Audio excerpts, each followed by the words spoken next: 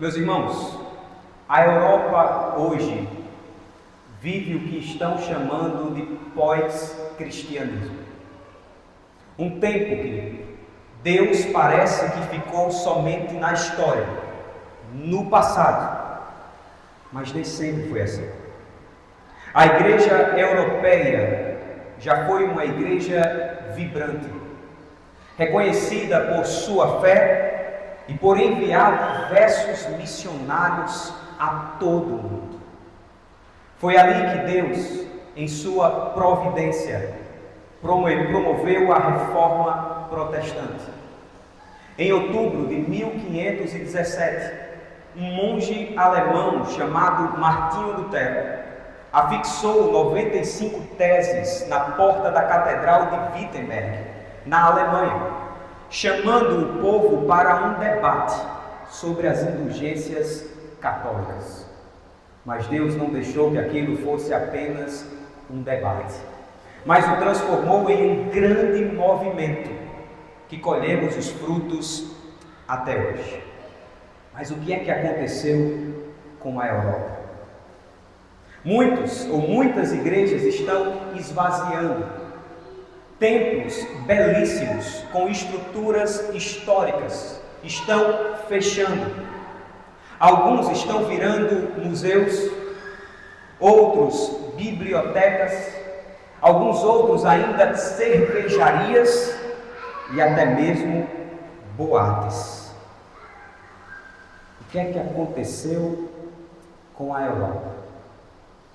Ainda tem cara de igreja, ainda tem os seus bancos de madeira, ainda tem o púlpito no centro, mas não há mais vida espiritual. Essa é a grande frieza que assola todo o continente europeu. Isso te comove? Isso te deixa triste? Mas essa é uma realidade em que muitas igrejas e crentes brasileiros também têm vivido. Me refiro à frieza espiritual. Você tem sofrido dessa mesma apatia? Você tem se sentido frio? Você tem se sentido distante do Senhor?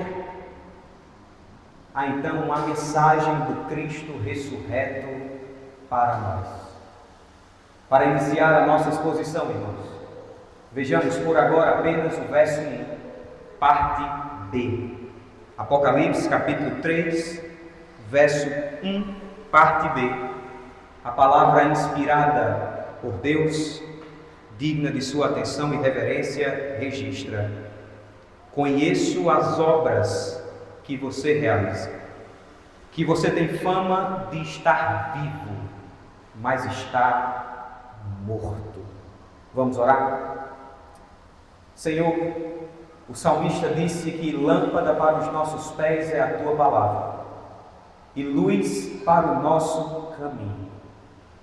Deus querido, queremos rogar que o Senhor fale ao nosso coração. Edifica a tua igreja. Usa-me para que isso aconteça. Espírito Santo, nós dependemos totalmente do Senhor. Dê aos meus irmãos e a mim também corações atentos e dispostos a ouvir a tua palavra. É no nome de Jesus que oramos. Amém e amém. Meus irmãos, a cidade de Sardes já havia sido grandiosa no passado.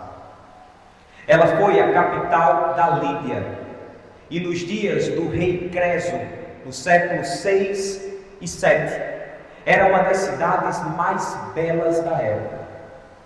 Isso por causa da sua riqueza, da sua prosperidade e por causa de um rio que contam nas histórias, as suas águas traziam ouro para dentro da cidade. Essa reputação também vinha da sua localização privilegiada. Sardes fora construída em um alto de uma colina e era cercada por paredões íngremes que funcionavam como uma barreira quase que intransponível. Por causa dessa proteção, os seus soldados e toda a população acreditavam que jamais seriam derrotados em batalhas. Isso gerou neles uma autoconfiança excessiva, uma arrogância extrema e um orgulho sem precedentes. Mas acontece que essa grande cidade orgulhosa caiu. Nos dias do rei Ciro da Pérsia, Sardes foi cercada pelo exército persa. E o rei, no lugar de preparar os seus soldados, ele simplesmente se escondeu na sua fortaleza e deixou os soldados sem nenhuma instrução. Porque acreditava que jamais conseguiriam escalar os paredões quase que verticais da cidade de Sardes. Acontece que um dos seus soldados deixou com que o seu capacete caísse do alto da muralha. Ao descer para pegar, sem querer, revelou ao exército inimigo que havia um buraco na muralha e que os paredões poderiam ser escalados. Naquela mesma noite, o comandante do exército persa reuniu as suas tropas e subiu sobre as muralhas, tomando a cidade de forma quase que sem nenhuma hesitação, de forma fácil. Por causa de um descuido e da ausência de vigilância, Sardes caiu. Caiu porque confiou demais em si mesma. Certo? Por que é que estamos falando disso? Porque mesmo depois de ter sido invadida, não apenas uma, mas duas vezes, e mais para frente destruída parcialmente por causa de um terremoto, essa cidade continuava orgulhosa. Os seus habitantes viviam das glórias do passado e se apegavam a essas glórias. Os crentes dali, influenciados por essa mesma mentalidade, também agiam assim. Eram crentes cheios de si mesmos, apegados à sua reputação, mas cegos quanto à sua verdadeira condição espiritual. A igreja de Sardes era uma igreja que tinha a aparência de igreja, mas que não vivia mais como igreja de Deus. Pensavam que estavam vivos, mas como lemos, era uma igreja que estava morta. Estavam ali muitos crentes frios e outros que estavam vivos, prestes a morrer. Será que essa é a sua condição também? Será que estamos apenas com a aparência de vida, mas por dentro já fomos tomados por uma frieza espiritual? Se é assim, que possamos clamar ao Senhor e dizer: Senhor, aviva-nos. Permita-me fazer deste clamor o resumo do nosso sermão, por isso vou repetir: Senhor, aviva-nos. É isso que você quer viver? Você quer viver um renovo da parte do Senhor? Você crê que Jesus pode avivar a sua igreja? Então, o que podemos aprender por meio desta carta? Tenho 3 respostas aos irmãos. A primeira, nós devemos escutar o diagnóstico do nosso Senhor. A segunda, nós devemos ouvir ou receber o tratamento do nosso Senhor. E em terceiro e último lugar, nós precisamos lembrar da promessa do nosso Senhor. Vamos começar ouvindo o diagnóstico, verso 1, parte A. Acompanhe a leitura comigo. Jesus disse: ao anjo da igreja em Sardes escreva: estas coisas diz aquele que tem os 7 Espíritos de Deus e as 7 estrelas. Ao dizer que tem os 7 Espíritos de Deus, Jesus está falando a respeito da plenitude do Espírito. Na literatura bíblica apocalíptica, nós já sabemos, o número 7 simboliza totalidade ou perfeição. Assim, Jesus está dizendo que possui a plenitude do Espírito e que conhece perfeitamente a sua igreja. O Espírito Santo, meus irmãos, tem como uma de suas funções primordiais testemunhar a respeito de Cristo Jesus. É Ele que, por meio da palavra, pode despertar não crentes à fé. É também o Espírito que reacende a chama de uma igreja que está se apagando, de uma igreja que está morrendo. Jesus então se apresenta como aquele que tem a plenitude do Espírito e que pode reavivar a sua igreja. A expressão 7 estrelas, como observamos no capítulo 1, refere-se aos pastores daquelas 7 igrejas. E não somente dessas 7, mas de todas as igrejas de Cristo Jesus, de todos os lugares do mundo. Esses pastores são os responsáveis na totalidade da dependência do Espírito, proclamar fielmente a palavra do Senhor, para que a comunidade volte à vida. O interessante é que, como podemos observar no capítulo 1, Jesus tem esses pastores em sua mão. Isso nos informa que Ele cuida desses pastores, que Ele conserva esses pastores, mas que Ele também lhes dá autoridade, para que por meio da palavra de Deus, e somente por meio da palavra de Deus, esses pastores possam dizer com grande autoridade: assim diz o Senhor. Jesus então continua após a sua introdução, ainda no verso 1, parte B, acompanhe novamente. Ele disse: conheço as obras que você realiza, que você tem fama de estar vivo, mas está morto. Quando ele manda a sua carta à igreja de Tiatira, Jesus também afirma que conhece as obras daquela igreja. Se você se lembra, ele até mesmo as enumera, falando sobre o amor evidente naquela igreja, sobre a fé, sobre a perseverança e sobre as demais obras, maiores do que as primeiras. Mas aqui a igreja de Sardes, apesar de ele conhecer as obras, ele não cita nenhuma. Por quê, irmãos? Porque essas obras não agradam Jesus.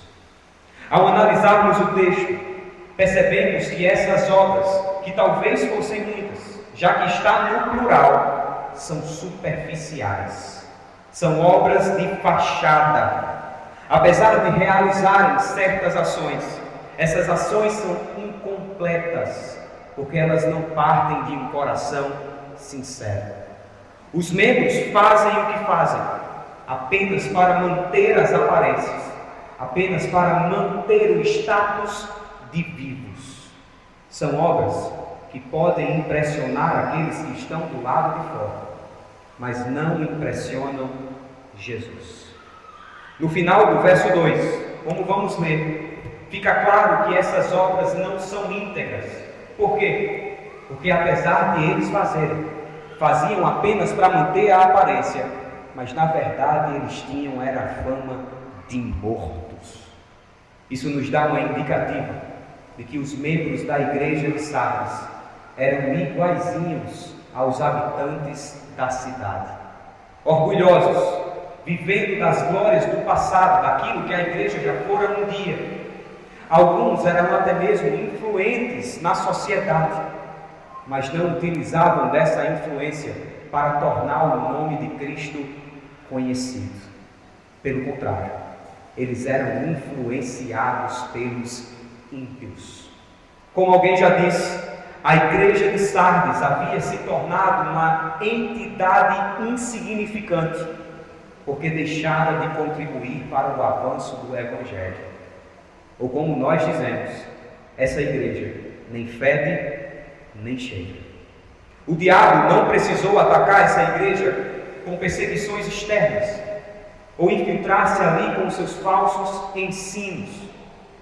Aquela igreja estava sendo corroída por dentro, pelos seus próprios pecados. Ela poderia fazer muitas coisas que impressionam os homens, eventos gigantescos, eventos sociais, mas por dentro não havia mais vida espiritual. Não havia mais vida no secreto.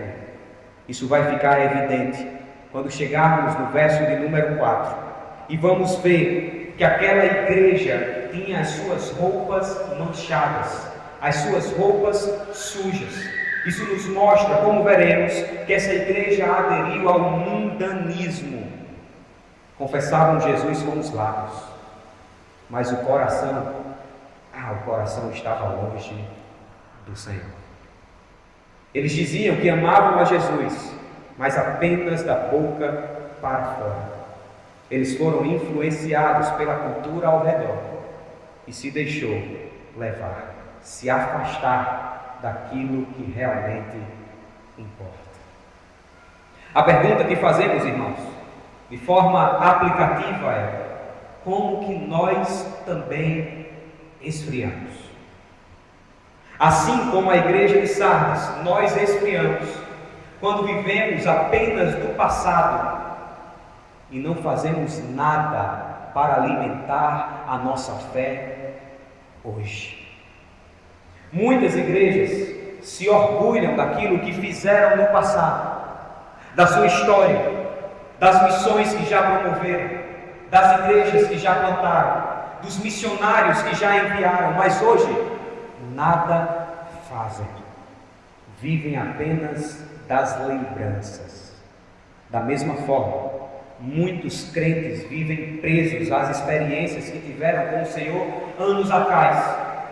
Talvez aquela pregação que chamou você à fé, ou quem sabe o batismo que receberam, mas hoje não alimentam mais a chama que está quase se apagando. Pensam que por terem se tornado membros da igreja ou de uma igreja, não precisam fazer mais nada. Mas não nos enganemos, irmãos. Porque talvez, se é assim, esse título de cristão que carregamos conosco seja apenas uma fachada, uma aparência de vida, mas por dentro já estamos morrendo. Talvez estejamos como as igrejas da Europa, belos por fora, mas por dentro não temos mais vida espiritual. Ou quem sabe, somos como os fariseus na época de Jesus, quando o Senhor os chamou de sepulcros caiados, por fora belíssimos, mas por dentro cheios de ossos secos e toda sorte de imundícia. Não se contente apenas em dizer que você é cristão, ou simplesmente em frequentar a igreja. Não viva do passado, viva o presente. O que fazer então? Busque o seu Deus, alimente a chama, ore, leia a Bíblia, sinta a fome de Deus, devore essas palavras, porque elas são palavras de vida. Dia após dia, se coloque na presença do seu Deus, diante da face do Senhor, e clame a Ele por sua vida espiritual.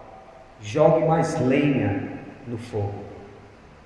O problema é que muitas vezes parece que nós não amamos de verdade o Senhor.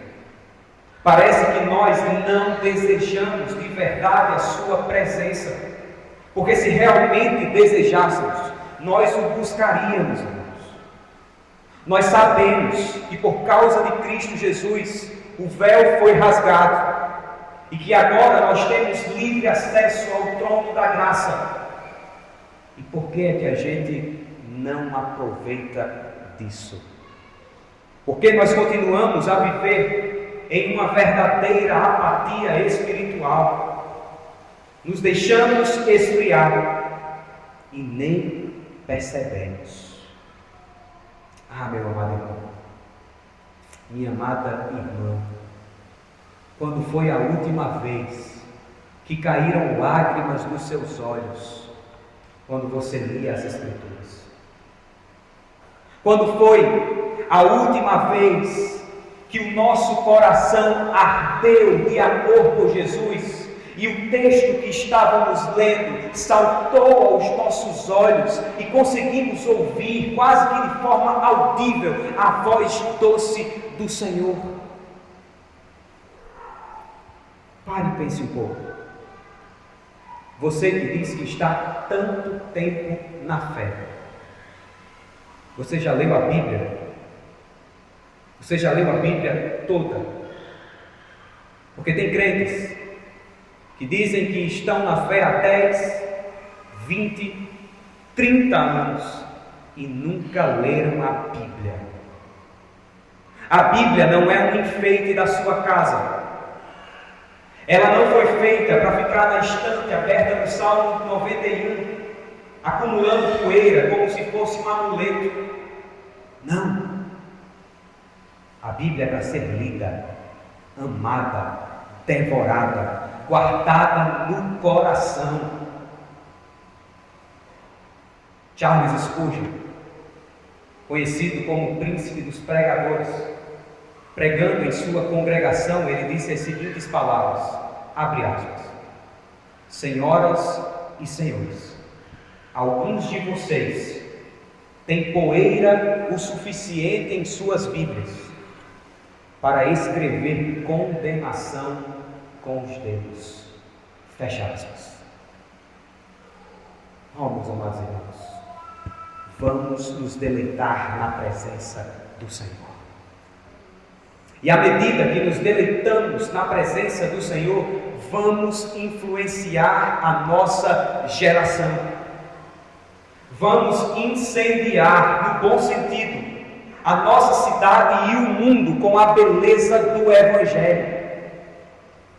Como cristãos, nós precisamos espalhar o bom perfume de Cristo que está em nós.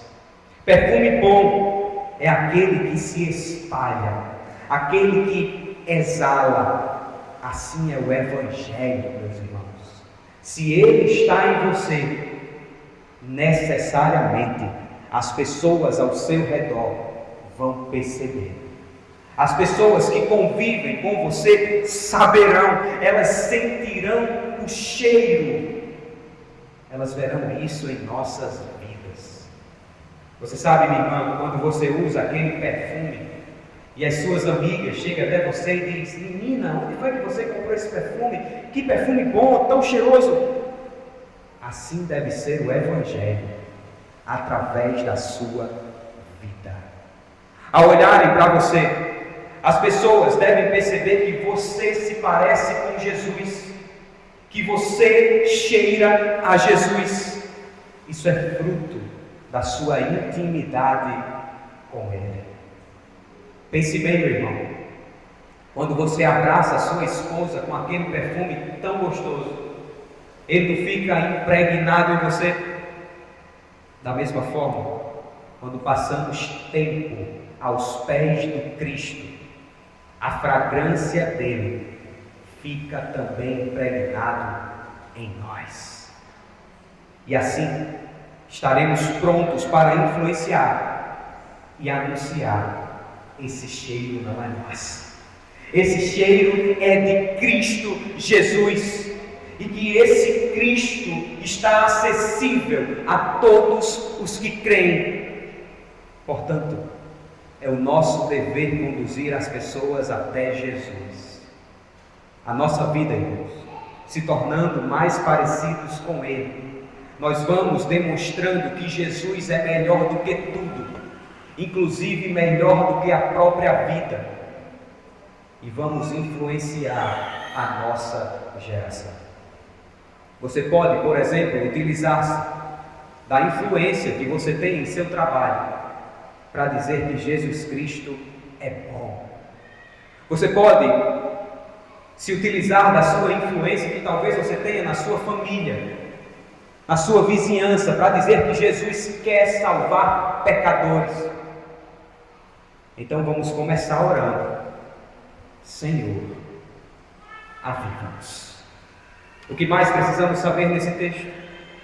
Após ouvir sobre o diagnóstico de que é uma igreja que se achava viva, mas estava morta, agora vamos ouvir o tratamento do nosso Senhor. Acompanhe comigo a leitura dos versos 2 e 3.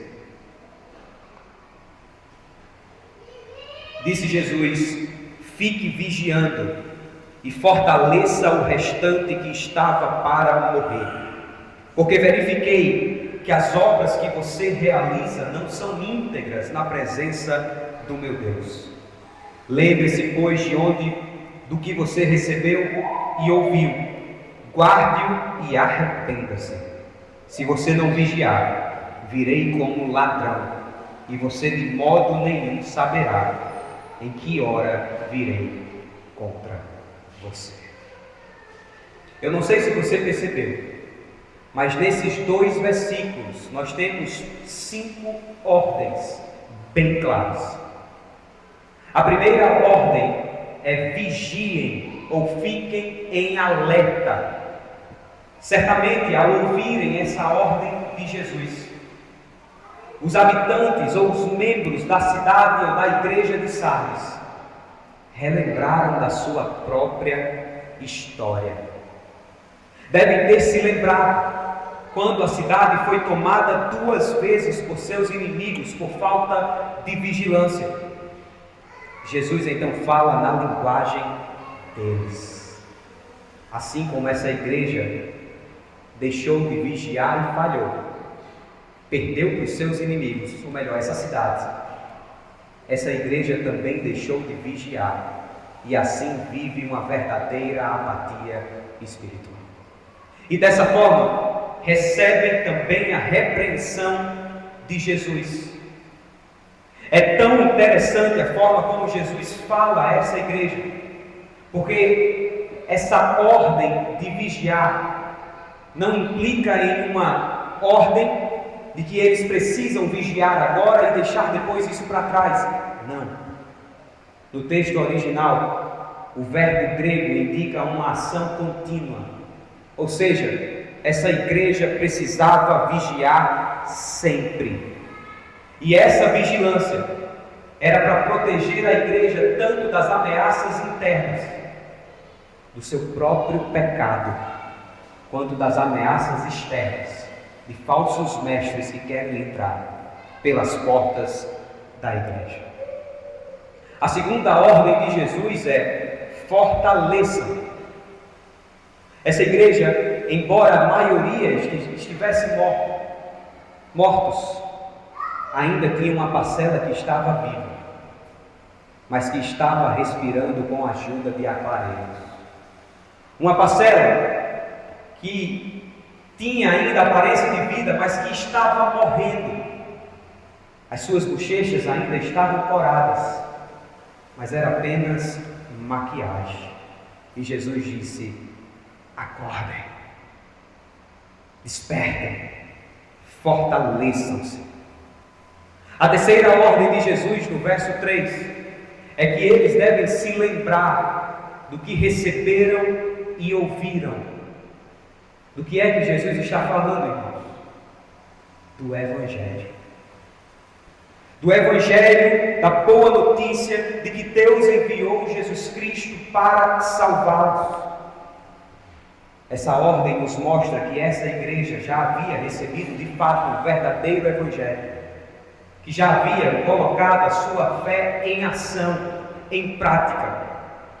No entanto, com o passar dos anos, essa nova geração de crentes passou a confiar apenas na fé dos seus pais e já não viviam de acordo com a verdade que haviam recebido.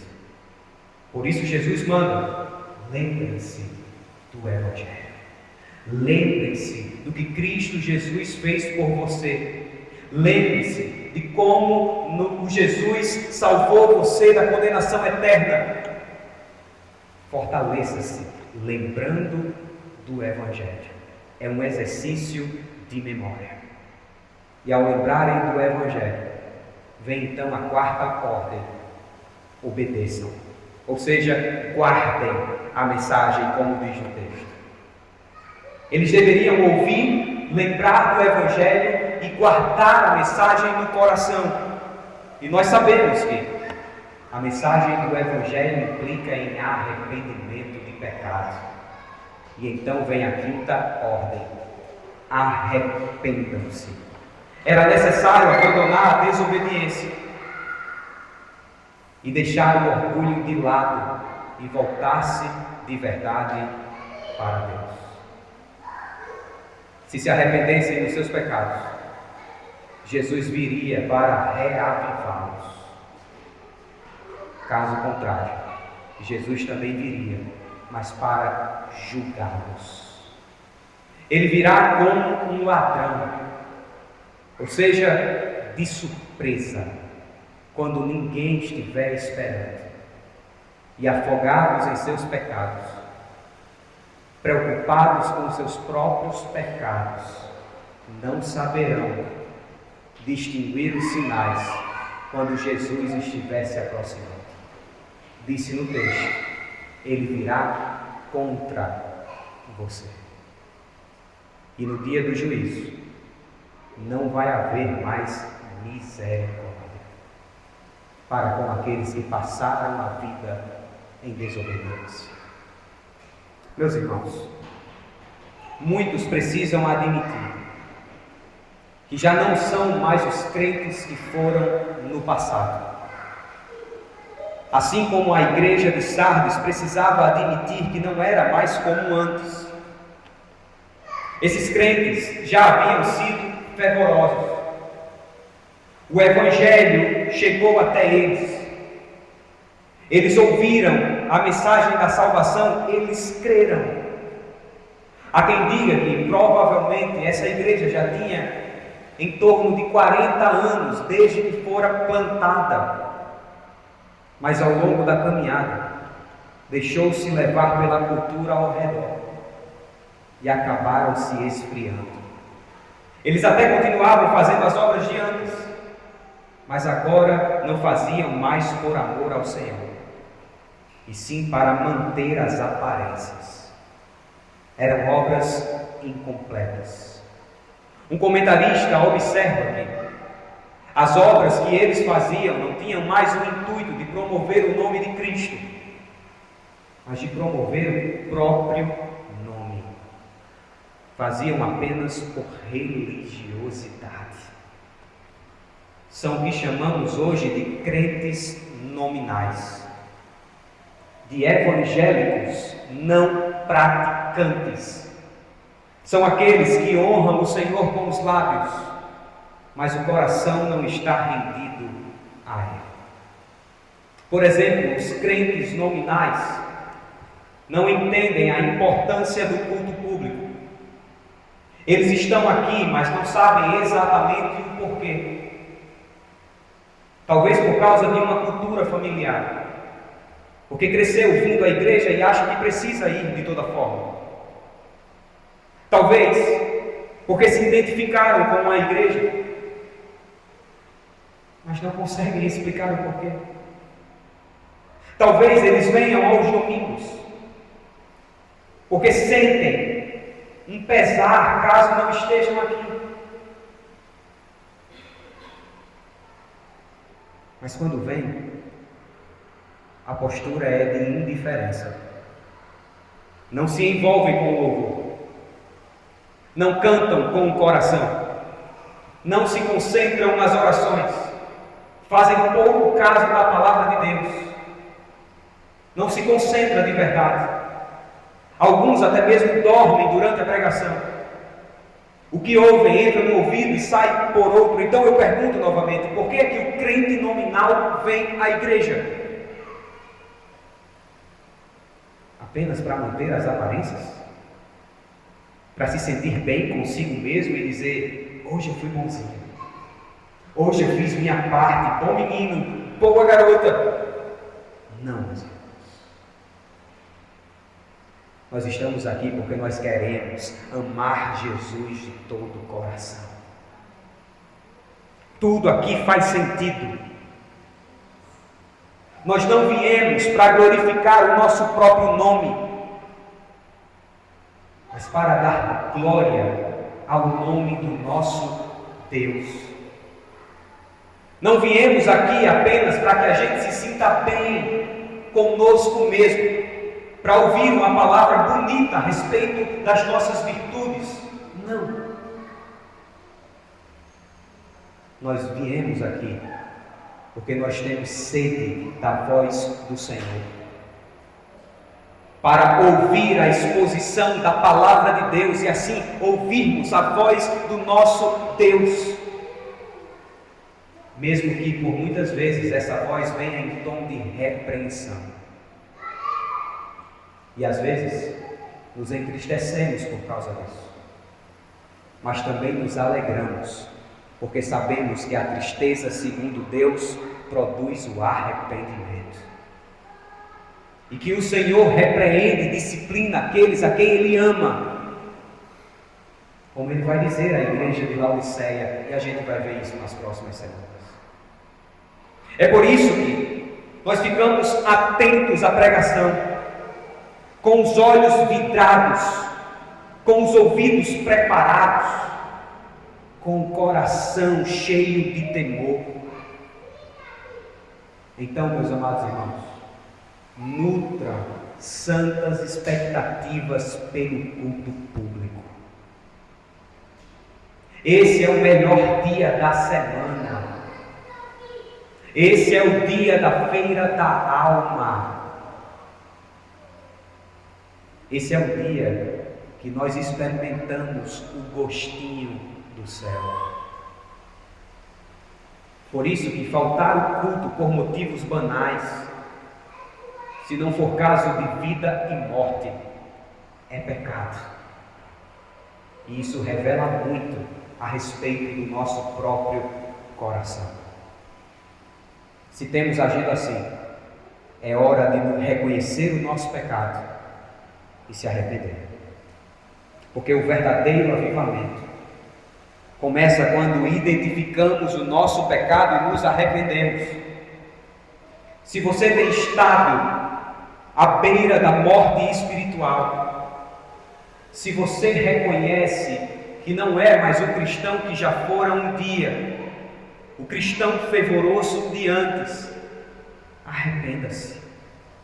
Arrependa-se da apatia, da indiferença, da falta de amor ao Senhor. Vamos nos lançar aos pés do nosso Deus e clamar: Senhor, aviva-nos. Senhor, faça meu coração queimar novamente por Ti. Sim, meus irmãos, nós não precisamos de eventos e mais eventos para experimentarmos o renovo espiritual. Porque evento passa, mas a vida na igreja local continua.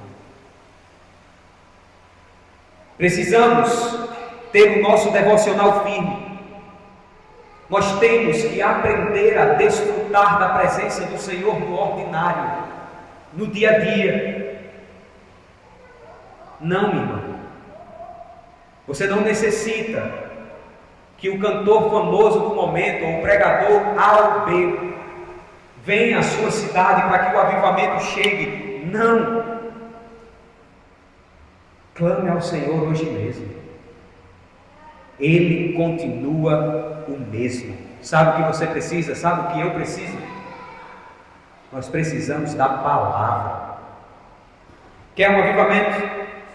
Comece abrindo a sua Bíblia. Porque não adianta pedirmos por um avivamento se não temos paixão pela palavra de Deus.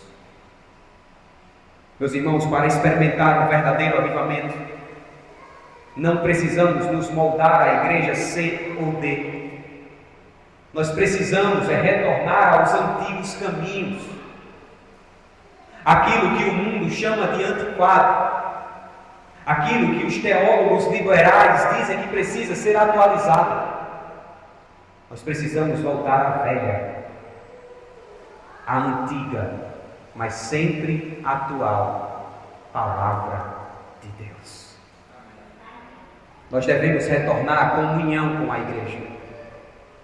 Nós precisamos amar os nossos irmãos.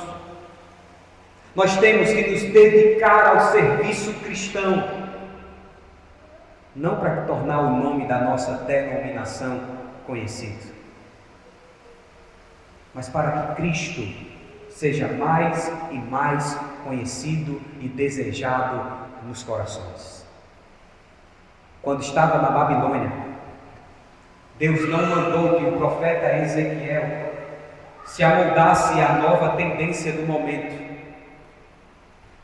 ou que ele se adequasse aos padrões babilônicos. Não. Deus mandou que o profeta profetizasse. Ele disse: profetize a estes ossos e diga-lhes: ossos secos, ouçam a palavra do Senhor. Assim diz o Senhor Deus a estes ossos: eis que farei entrar em vocês o Espírito e viverão. É o Espírito, irmãos, por meio da palavra de Deus, que nos aviva. O avivamento é uma obra de Deus. Nós não conseguimos manipulá-lo. Nós não conseguimos criar um ambiente, mas nós podemos entrar na presença de Deus e clamar a Ele. Então, se você está se sentindo frio, distante do Senhor, volte-se à palavra e pregue a si mesmo. Clame ao Senhor que acenda ou reacenda esse fogo no seu coração e pacientemente aguarde o Senhor vir com esse renovo que nós tanto esperamos. Mas antes, coloque as coisas no lugar, fortaleça aquilo que estava para morrer e ore: Senhor, aviva-nos. O que mais precisamos aprender nesse texto? Em terceiro e último lugar, nós precisamos relembrar a promessa do Senhor. Olhe para o verso 4.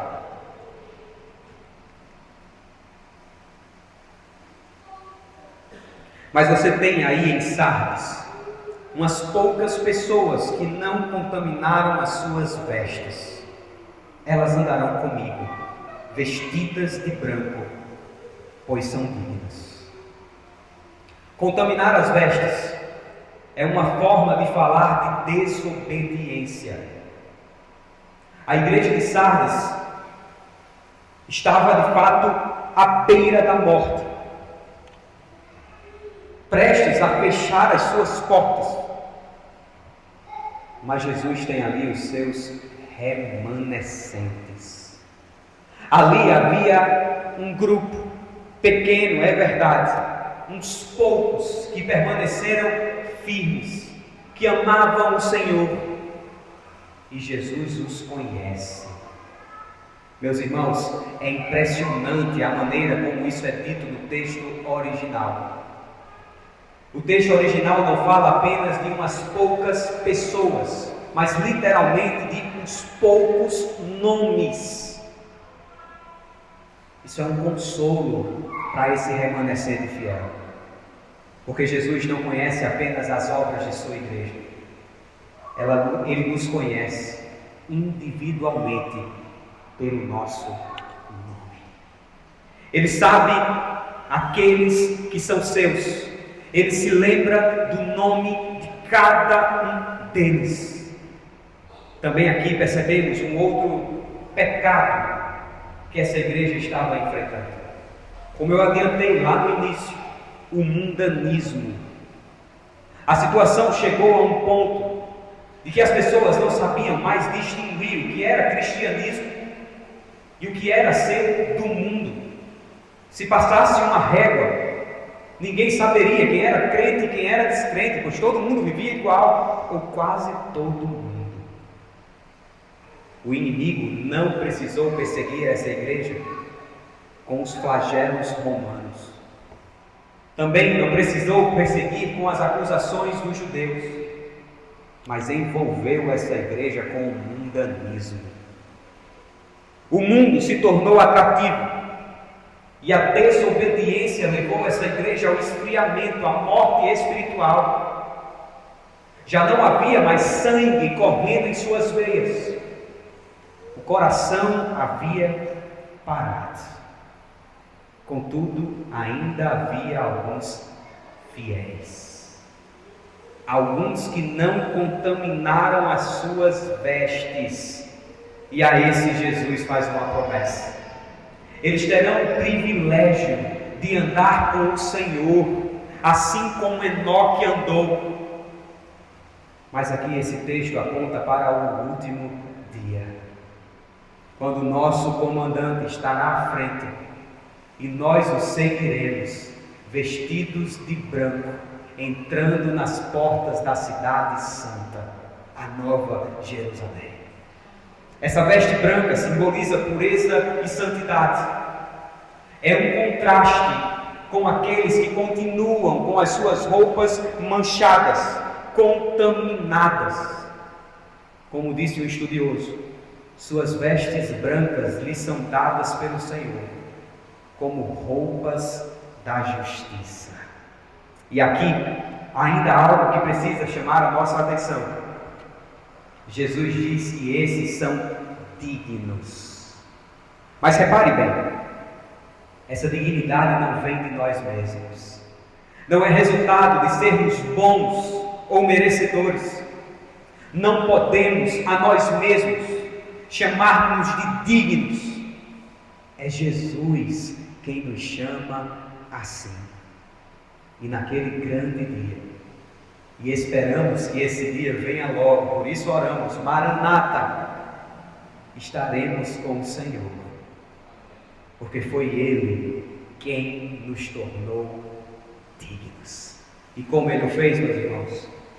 Mediante o seu sangue derramado na cruz. Quando Jesus morreu pelos nossos pecados, Ele nos conferiu essa dignidade. Ele nos limpa, Ele nos dá vestes brancas, Ele nos justificou. Nos versos 5 e 6, Jesus conclui a sua mensagem a Sardes, dizendo: o vencedor será assim vestido de branco, e de modo nenhum apagarei o seu nome do livro da vida. Pelo contrário, confessarei o seu nome diante de meu Pai e diante dos seus anjos. Quem tem ouvidos, ouça o que o Espírito diz às igrejas. Irmãos, além da veste branca, o vencedor terá o seu nome escrito no livro da vida. Esse é o rol de membros do céu. Esse é o rol de membros do céu. E uma vez escrito ali, esse nome jamais poderá ser apagado, porque quem o escreveu não pode mentir. Quem o escreveu não é filho do homem para que minta, nem para que se arrependa. E você sabe, cristão, quando foi que o seu nome foi escrito ali? Apocalipse capítulo 13, verso de número 8, sugere que os nomes foram escritos no livro da vida desde a fundação do mundo, ou antes da fundação do mundo, por causa do Cordeiro de Deus, Cordeiro de Deus que tira o pecado do mundo. Deus chamou o seu nome, meu irmão, antes mesmo de você nascer. Deus registrou o seu nome no livro da vida, minha irmã, antes mesmo dos seus pais existirem. Antes mesmo de Ele dizer haja luz, Ele já havia decretado haja cruz. O Cordeiro já tinha os seus. E Deus é pessoal. Ele conhece você pelo nome. E é justamente esse termo que se destaca nos versos finais. Jesus promete, irmãos. É uma promessa. Ele promete confessar o nosso nome, se perseverarmos até o fim, diante do Pai e diante dos seus anjos. Isso nos lembra do ministério terreno de Jesus. Quando ele disse palavras parecidas, em Mateus capítulo 10, o Senhor declarou: portanto, todo aquele que me confessar diante dos outros, eu também o confessarei diante do meu Pai, que está nos céus. Mas aquele que me negar diante das pessoas, também eu o negarei diante de meu Pai, que está nos céus. Agora, em seu ministério celestial, Jesus continua proclamando a sua mesma mensagem. Aqueles que não contaminaram as suas vestes, aqueles que obedeceram o vencedor,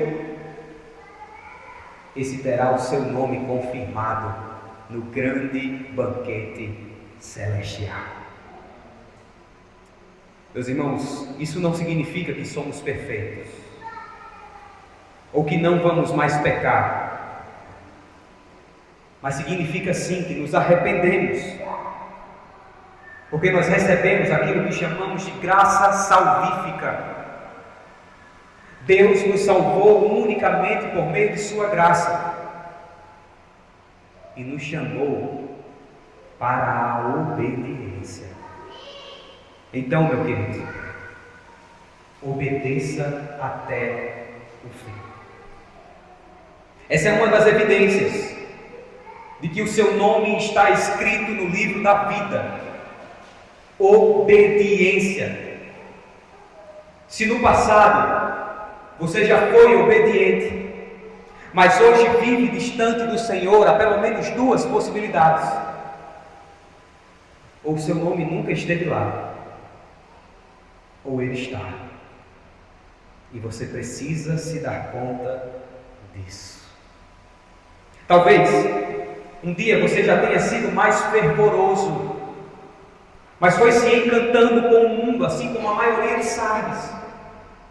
Aos poucos, sem perceber, começou a desobedecer a palavra de Deus, e assim, de forma sutil e silenciosa, foi distanciando do Senhor. E agora, quando olha para si mesmo, não sabe nem quando isso aconteceu, não sabe nem quando chegou a esse ponto. Então é hora de se arrepender, minha filha. É hora de buscar o Senhor, meu filho. Igreja, é momento de se apaixonar de novo por Jesus. É hora de deixar de lado o mundanismo, as seduções do mundo, da carne e do diabo, e permitir-se ser limpo. Se você tem sujado as suas vestes, ainda há tempo de lavá-las no sangue do Cordeiro. E por isso Jesus está te chamando. E Jesus não te chama como um psil qualquer. Não. Ele te chama pelo nome. Ele diz: fulano, venha cá. Cicrano, venha cá. Sou eu. Paulinho, venha cá. Vinícius, venha cá. Zou, venha cá.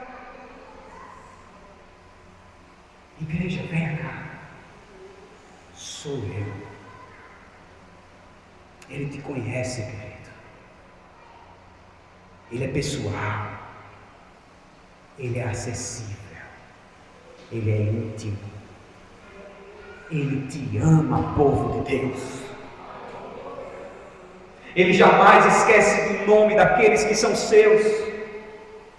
Então venham, meus queridos irmãos.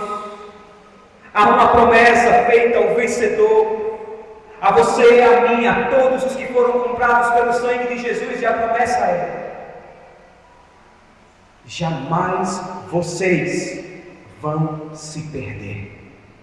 Guarde isso no seu coração. Jesus não perde aqueles que o Pai lhe deu. Você pode até passar um tempo longe do Senhor, mas sendo Ele o bom pastor, Ele vai em busca da ovelha desgarrada. Você pode ter se desviado por algum momento, quem sabe se esfriado e desanimado na caminhada, mas Jesus vai atrás de você. E talvez seja exatamente isso que Ele está fazendo agora. Ele te persegue.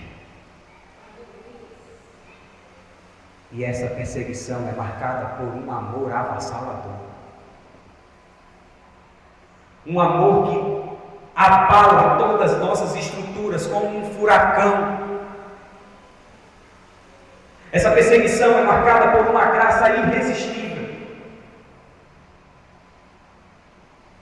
E ao ser tocado por esse amor, você se sente constrangido. E a sua única resposta é se submeter a Jesus.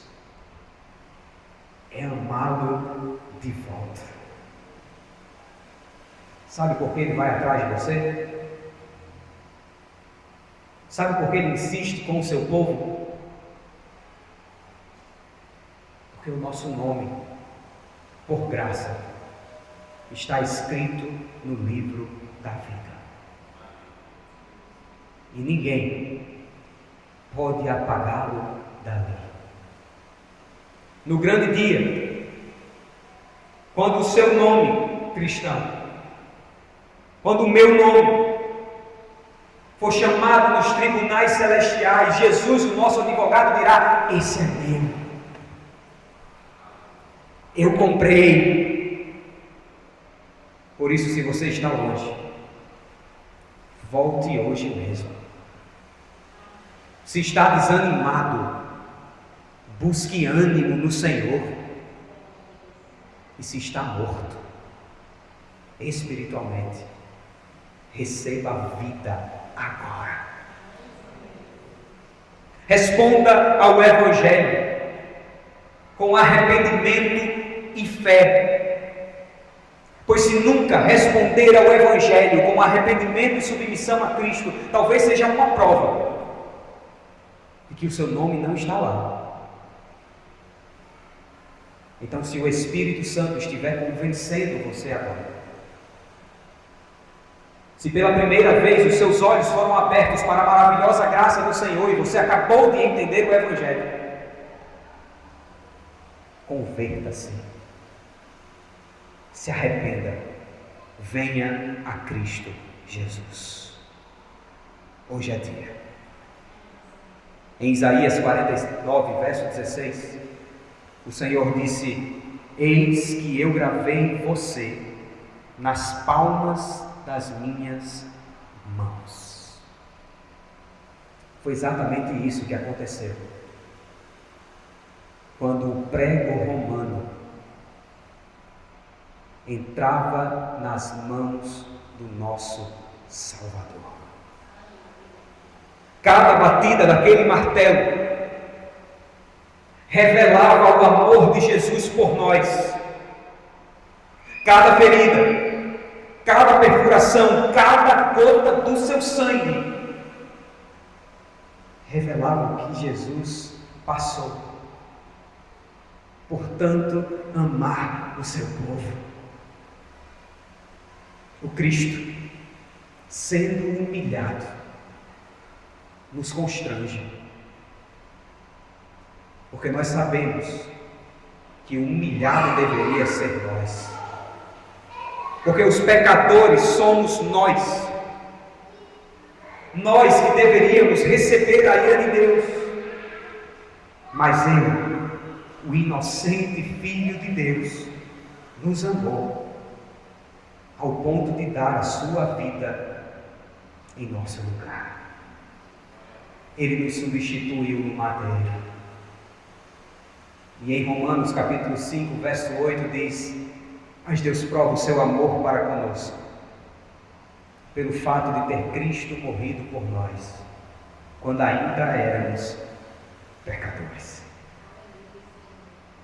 Meu querido irmão, minha amada irmã, foi assim que Ele conquistou o teu direito de ter o teu nome escrito no livro da vida.